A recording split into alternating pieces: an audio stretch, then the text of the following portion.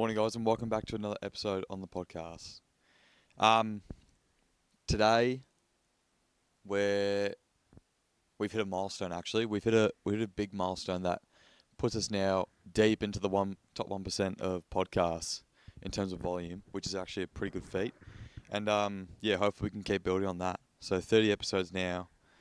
So we're deep, as I said, deep into the top 1%. Most podcasts don't go past 10, and I think it's 10% of those who go past 10 don't make it to 20. So we're doing pretty well, and we're going to keep building on it. We're going to keep going, and hopefully I'll reach the top.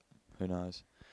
Um, but yeah, for this episode, I want to talk about my thoughts on self-respect.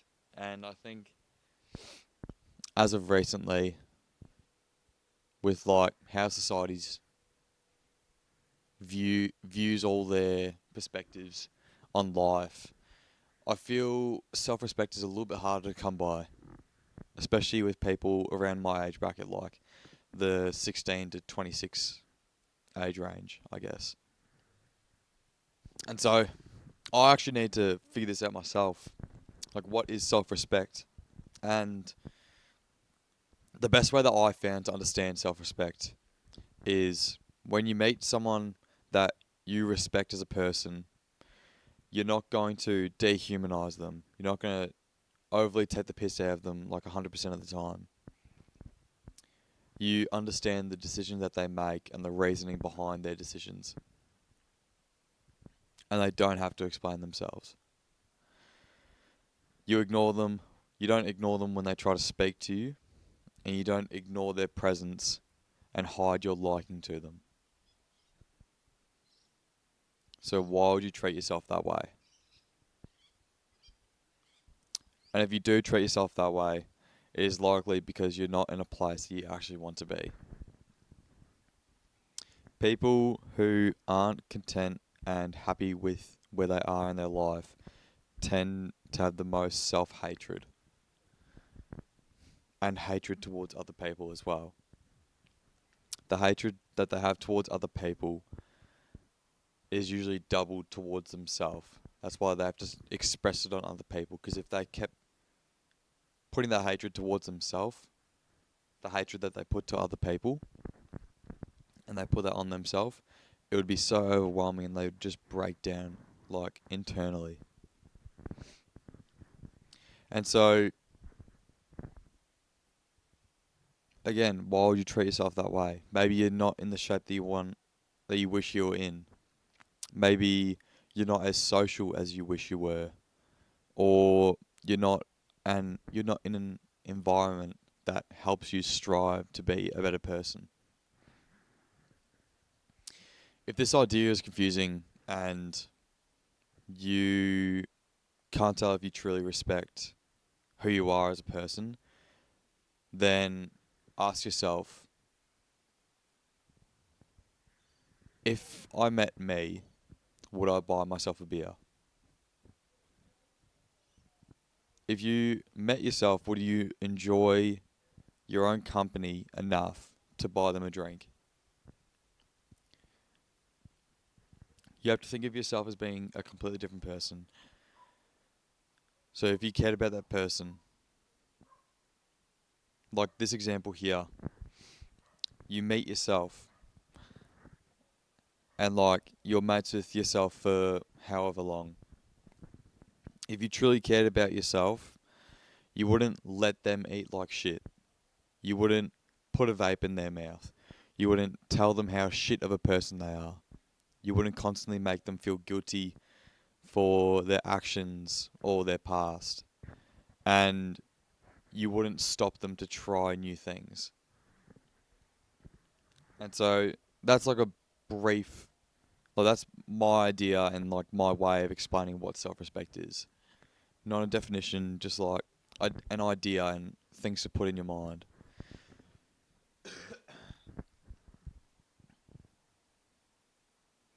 And so, what causes the main causes of people to have more or less self-respect varies, but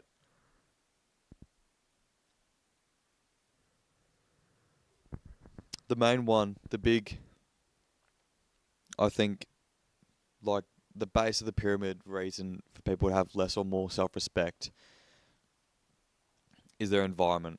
So this can be from their friends to their family to their physical environment. Like typically, like if you're super wealthy or super unfortunate, you tend to have a little bit less self-respect. But me personally, I feel that people who are in a much wealthier position tend to have the most self-hatred compared to people who are super unfortunate and in poor situations. And my way about that idea is some people can stay complacent with their situations. So, for example, a wealthy person, they they're not happy with where they are, but they've they've got a job, they've got parents who provide them with food, with a house, a really nice house, and they've got all the connections in the world, but they can't be bothered doing anything. And their job isn't quittable, and they're going about life just cruising, and they're not really doing anything extraordinary, but they're not in too shit of a situation where they have to make a change. That's like a dangerous spot because there's nothing to push them to be extraordinary or change their situation. Their situation is not that good, but not bad enough for them to have to make a change. Whereas someone who's in a really poor position where they have to really work hard to make money, they're going to build that discipline and they're going to build like that strive to really be like a better overall human being, especially financially. Like that being put in a much worse financial and physical environment will cause them to push themselves to their absolute limit to get out of that situation. Whereas the overly fortunate person is going to cruise through and not going to make an effort to try and change themselves in their situation.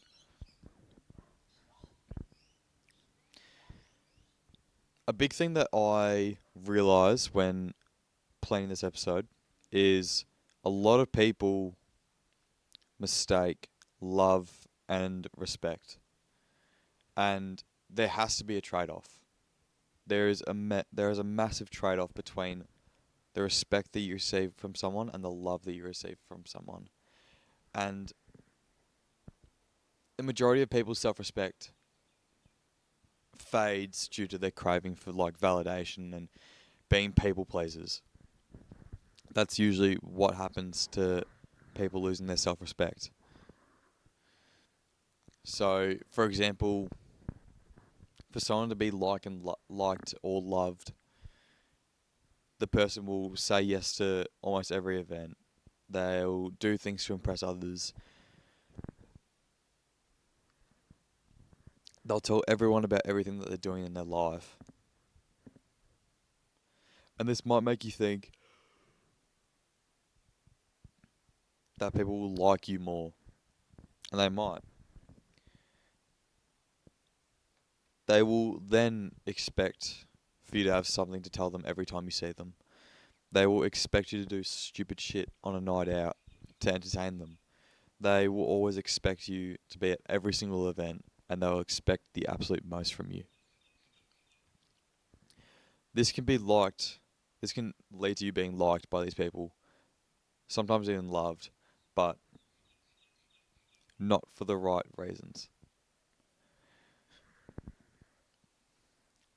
And then to be respected as a person, you're not going to be at every event, but you're going to be at the ones that matter. You don't make an idiot of yourself to entertain others. You don't let others' opinions change your actions. You don't tell every person your plans and actions.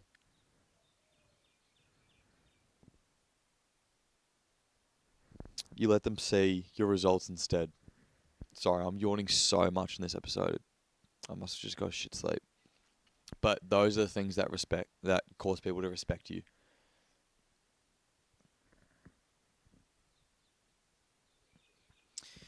And there has to be a trade-off with these two ideologies because it is so hard to be loved and to be respected at the same time. You must choose which people you want to love and which people you want to love you and which people you want to respect you. And there will only be a handful of people in the long term of your life that will both love you and respect you. These people will include your parents, your siblings, and only a select few of your mates. So, modern society has had a massive impact on this, obviously, because mainly the rise of social media. Like it's the obvious elephant in the room. Like it's the biggest thing for people losing self-respect, and it's like these personality social medias, like your TikTok and your Twitter. They all have one main demographic of creators that impact the way people like look on their life. And so it's people who act and there's people who follow. The people who act, they will voice their opinions. They are so overly loud and they're commonly obnoxious.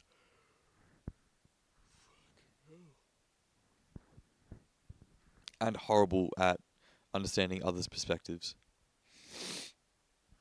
They will constantly create content about like their bad experiences, negative situations that they've been in. This can be like worst first dates and things they dislike about people, or usually men or icks. Because the majority of these opinionated creators are women. And that's not being sexist, like it is commonly women. Women are more likely to post on TikTok and Instagram and all that stuff. They're more likely to opinionate their ideas on these platforms. They're more likely to be accepted to post this form of content. Like if a guy posted his worst first date and a girl posted his worst first date, the girl's going to get more interactions and more support. The guy's going to get more interactions but more negativity, telling him to probably suck up or find a different person. Whereas the girl's going to be like, "Oh, yes, queen, like you go, girl." Like all that shit. But like this is harmless. Like those forms of content, like I'm not sitting here like I look at every single one of these creators and be like, "Oh fuck, you're just a horrible person." It's actually the complete opposite. Like I enjoy those videos all the time, especially like the ones of girls like doing their makeup and telling stories. I don't know why. It is just like it's like a hook. Like it just calls you to watch the whole video, like watching them do their makeup and talk at the same time.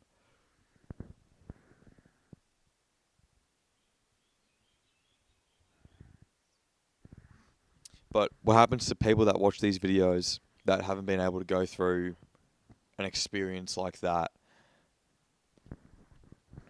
They can't, or they're not able to form their own perspectives and ideas about it because they haven't been able to experience it. So they just take the word of the creator, especially if the creator's opinion is bad, because viewers are more likely to be attentive to bad news over good news. Bad news is more entertaining, and it especially gives people something to talk about, like that the Jack Mack bloke who cried because he didn't know, he was afraid of books. It it was a story, and people, oh, it's just such a confusing thing. But they took it.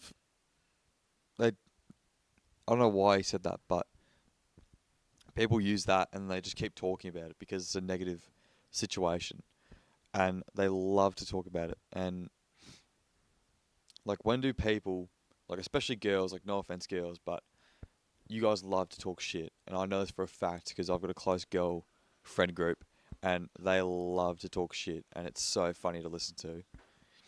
But when do people love to talk about how good someone else is doing?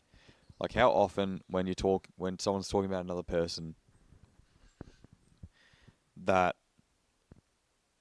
they're talking about how good they're doing, or oh, I'm so happy that they got this, or I'm so happy that they did this. Like, it doesn't happen that often. We're more like in society, we're more likely to talk shit about another person than we are to talk good about them.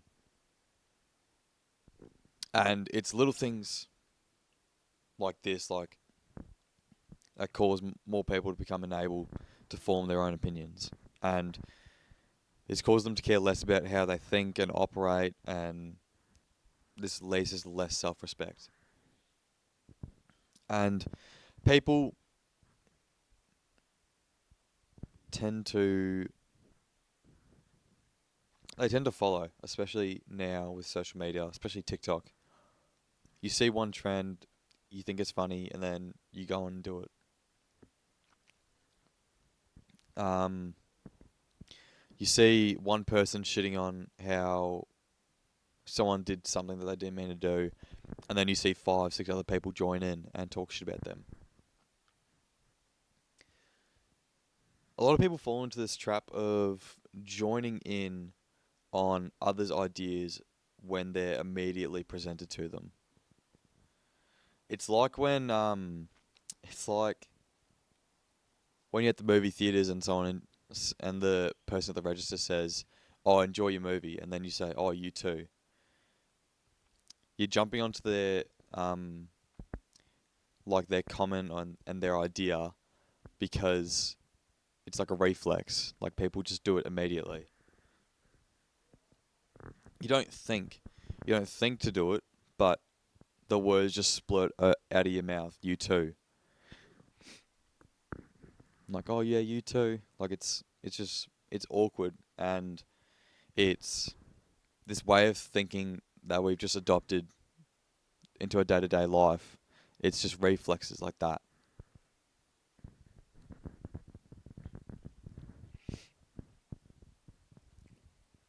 I think that in the fitness community though, self-respect has become a very, very big arising thing that no one's actually realized.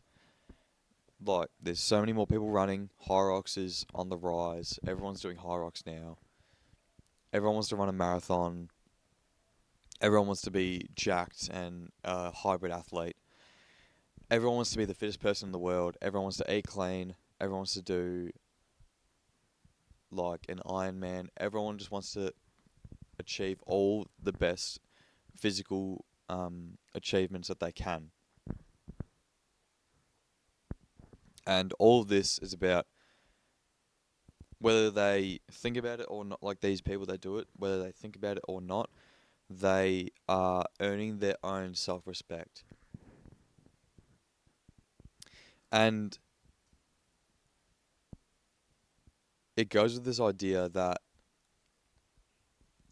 what you're not changing, you're choosing.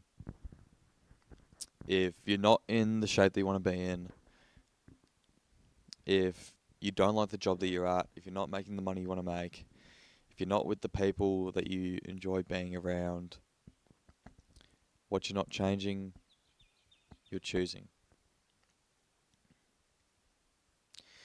And again, like, people take for granted what they can do with themselves. And I think most of these people that don't take advantage of the life they have and the opportunities that they get, myself included, I sometimes let these opportunities fly over my head. Um, One day you're not going to be able to do this ever again. One day you're not going to be able to lift any weights. One day you're not going to be able to see all these people you get to see. One day you're not going to be able to walk. One day you're not going to be able to run. One day you are not going to be able to get out of bed. One day you're going to be bedbound. And eventually you'll pass away. And so I think that in life we need to take advantage as much as we possibly can with everything that we've got. That's what I'm trying to do. That's why I've got random shit that I want to do with my life. That's why I've done this podcast. I There's so many things that I want to do with my life, And like most other people my age, I'm just lost with how to go about it and achieve it. But I think that we all just need to take opportunities that we think that we'll get again, but in reality we won't. And I think it's a good question to ask yourself whenever you have an opportunity to do something is, will I get this again? Will I get this in a week, in a month, in a year, in 6 months, in 5 years? Will I get this opportunity again? And so I think if you're not going to get it within a year, I think you should bloody take it.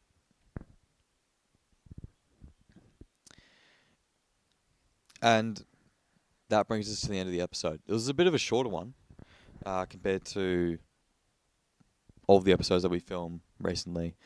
But yeah, that brings us to the end of the episode. Again, congratulations to all of us, audience included, on the 30 episode milestone. But yeah, that's the end of the episode. Hope you guys all enjoyed, and I'll see you guys in the next one.